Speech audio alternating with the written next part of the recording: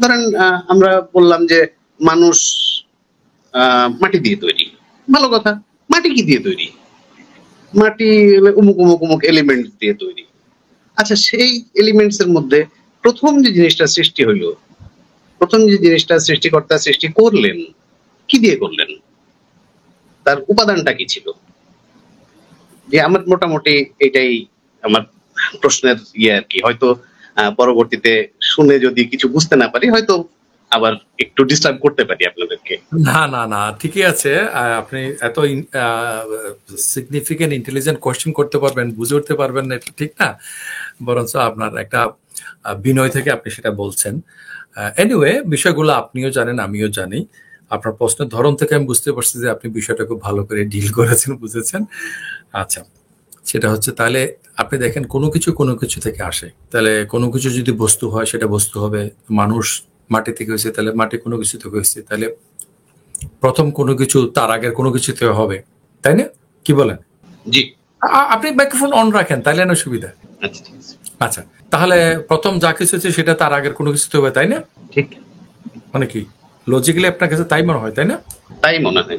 দেখেন এখানে যদি কিন্তু সমস্যাটা। যদি প্রথম প্রশ্নের উত্তর হয় যে আমাদের বিশ্ব জগৎ হলো হাদিস, অর্থাৎ একটা ঘটনার মাধ্যমে শুরু হয়েছে, অর্থাৎ তার একটা শুরু এবং শেষ আছে, আমরা যদি এটা বিশ্বাস করি, তাহলে আপনার এটা ঠিক যে হ্যাঁ, অবশ্যই এটা দিয়ে না এটা, না, সেটা দিয়ে সেটা। আপনি আপনি দ্বিতীয় যে প্রশ্নটা করেছেন সেটা কিন্তু আপনাকে প্রথম প্রশ্নের দিকে নিয়ে যাবে। আপনি যদি কোইটানিটির কথা বলেন, তাহলে বিশ্ব তো সম্প্রসারিত হচ্ছে, বাড়তেছে, ঘটনা বাড়তেছে, তাই না? তাহলে এটার পিছনের দিকে নিলে কমতেছে কমতেছে কমতেছে কমতেছে। সেটা আপনি সিঙ্গুলারিটিতে নেন না, যেটাই নেন না কেন, it must have a starting point. Anything anything আমরা দেখি সেটা কোনো কিছু থেকে আসছে, কোনো কিছু থেকে যেটা আসছে সেটা ক্রমান্বয়ে সরল থেকে জটিল হয়। এটা আপনি মানে অধোগতি বলেন আর ঊর্ধ্বগতি বলেন, এটা কিন্তু সিম্পল থেকে কমপ্লেক্স হয়। তাহলে it has to have a starting point. তাহলে প্রশ্নটা এখানে, যেখানে স্টার্টিং হইলো সেটা কোত্থেকে আসলো? আমাদের ভুলটা হচ্ছে এখানে। আপনি যখন বলবেন এটি হচ্ছে প্রথম ঘটনা, আপনি আবার কেন বলছেন যে এই প্রথম ঘটনাটা আগের ঘটনাটা কি? কোনো ঘটনা যদি প্রথম হয় সেটার আবার আগের ঘটনা কেন থাকে? আর আগের কোনো ঘটনা যদি না থাকে, সেখান থেকে যদি কোনো ঘটনা হইতে হয়, এটা কোনো অর্ডিনারি ইউজুয়াল সিস্টেম না। তাহলে কি আপনি দেয়ার বলবেন হ্যাজ না টু হ্যাভ যে দেয়ার হ্যাজ টু নাথিং থেকে সামথিং এসছে? আপনি কিন্তু না না, সেটাই মনে বলবেন করেন, একরকম। না না না, আমি তো সেটাই বলছি। আমি তো সেটাই বলছি, কিন্তু nothing is not God, but God has created from nothing. এখন God has created from nothing এটা হচ্ছে পরের কথা। আগের কথায় আসেন যে জগৎটা আছে, জগৎটা যেভাবে আছে আগে আরো সরলভাবে ছিল, তারও আগে আরো সরলভাবে ছিল। টাইম সিরিয়ালি গেলে আপনি একসময় beginning of time and beginning of the universe দেখবেন। ফিজিক্যালি ফিজিক্যালি যদি আপনি এটা দেখেন, তাহলে এই বিগিনিং এর জন্য লজিক্যালি আপনাকে একটা এক্সট্রাঅর্ডিনারি এন্টিটিকে স্বীকার করতে হবে। আদারওয়াইজ বলতে হবে ইট এক্সিস্টেড ফর এভার।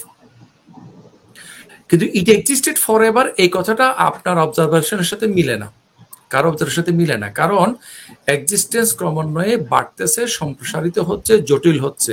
এটা পিছনের দিকে নিলে আরো সরল হয়।